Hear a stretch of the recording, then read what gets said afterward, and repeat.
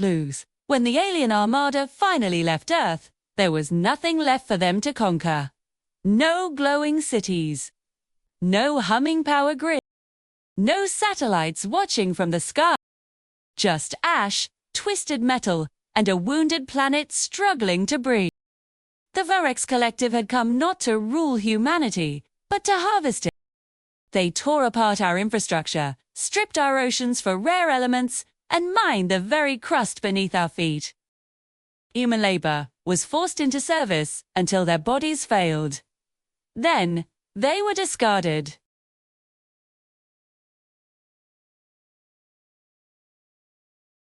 They left. Their final report to the Galactic Network was brief. Species, human. Status, terminal. Recommendation.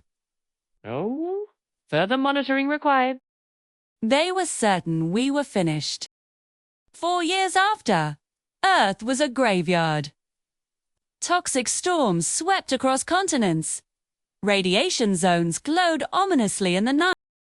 The few survivors hid in bunkers, caves, and the long shadows of broken cities.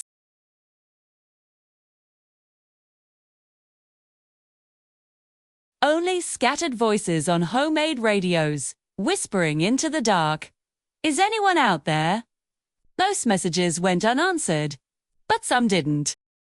And that humanity began again, not with machines, but with people.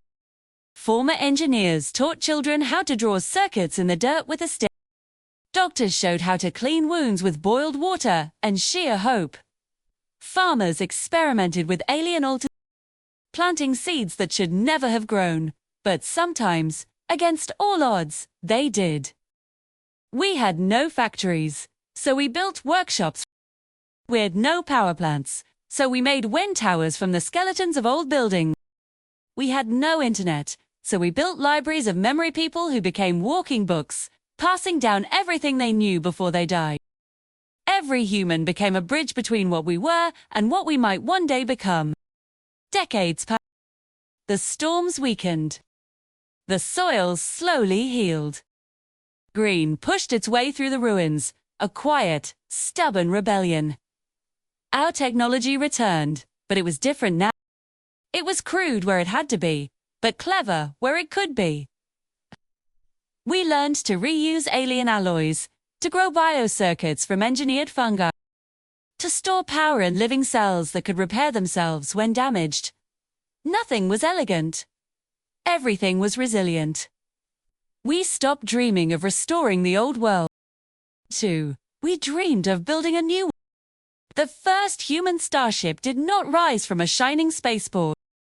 It lifted off from a desert crater, one that had been carved by an alien mining laser. Its hull was uneven, patched together with layers of scavenged metal and living material that pulsed faintly, like a heartbeat. It ran on a hybrid drive no alien scientists would have ever approved of.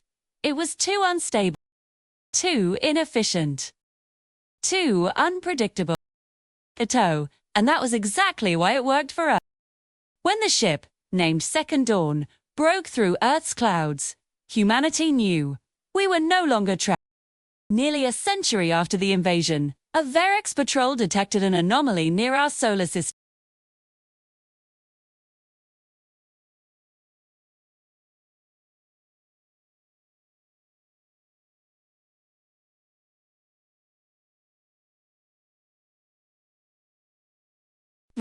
Primitive survivors, she said, her voice dripping with contempt. They are still crawling.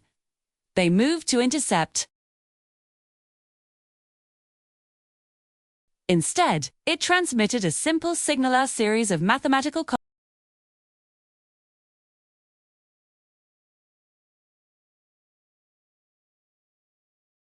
A stunned silence filled the Varex bridge. The patrol fired a warning shot. The human ship didn't dodge. It sections of its hull reconfigured, absorbing the energy and redirecting it through glowing veins that spread like roots. Damaged areas hardened instead of breaking. The Varex crew stared in disbelief. What kind of technology is that? One officer whispered. The commander didn't answer. She couldn't. Because Varric's technology was perfect only when it was untouched. Sir systems were rigid, optimized to the point of fragility. Once damaged, they failed catastrophically. The human ship, by contrast, looked like it was learning from the attack. Word spread fast across the galaxy. Within days, human vessels more like wandering, living machines than ships appeared across nearby systems. They explored.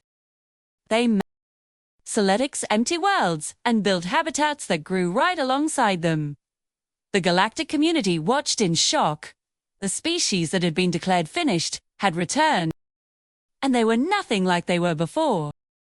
The Virex Collective demanded a meeting. They expected to see threat, demands for revenge. What they got was a quiet, unshakable.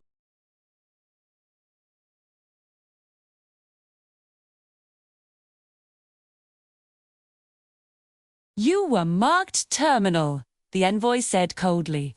Explain how you still stand. She met his gaze, her eyes holding the history of her people.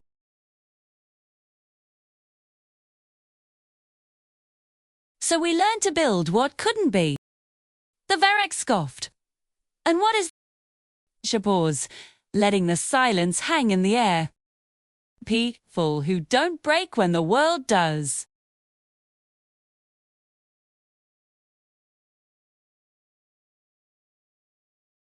If humans became a threat, they would be erased properly this time.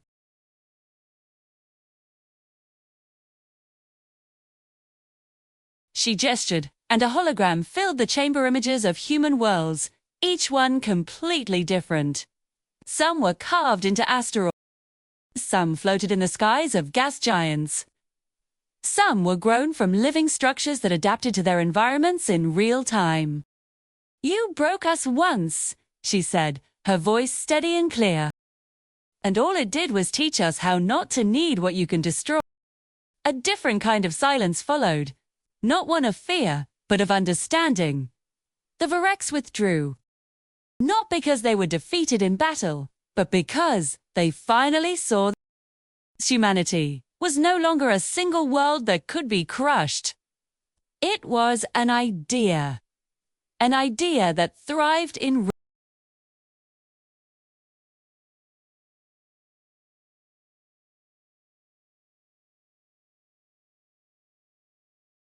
They teach before they trade.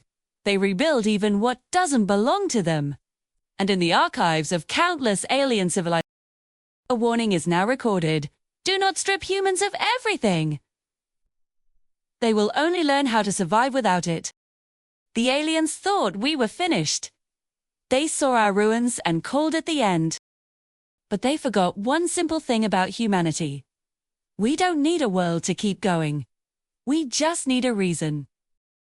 And once we have it, we build the future from the ashes. Thank you for watching. If you enjoyed this story, be sure to like and subscribe for more.